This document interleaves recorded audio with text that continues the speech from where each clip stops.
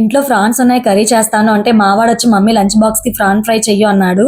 Oil లో deep fry చేయాలంటే చాలా టైం టేకింగ్ కదా, అందులో నేను ఆయిల్ ఫుడ్ అవాయిడ్ చేద్దామని చూస్తాను. ఇంకెందుకులే అని ఈ విధంగా ఫ్రాన్ ఫ్రై అయితే ట్రై చేశాను. ఎలా చేశాను ఈ వీడియోలో చూపిస్తాను. ఫ్రై కోసం నేను 1/2 kg ఫ్రాన్స్ అయితే తీసుకున్నాను. వాటిని బాగా వాష్ చేసి పెట్టుకొని అందులో కొద్దిగా సాల్ట్, పసుపు, కారం, అలాగే కొంచెం ఆయిల్, కొంచెం నిమ్మరసం కలుపుకొని ఒక 15 మినిట్స్ మూత పెట్టి పక్కన పెట్టుకోవాలి.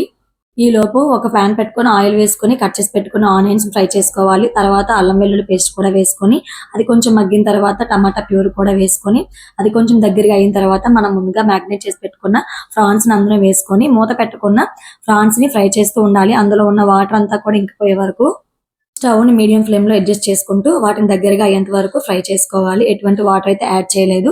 ఇలా దగ్గరగా అయిన తర్వాత కొంచెం కొత్తిమీర, కరివేపాకుతో గార్నిష్ చేసుకుంటే ఫ్రాన్స్ ఫ్రై చాలా టేస్టీగా ఉంటుంది.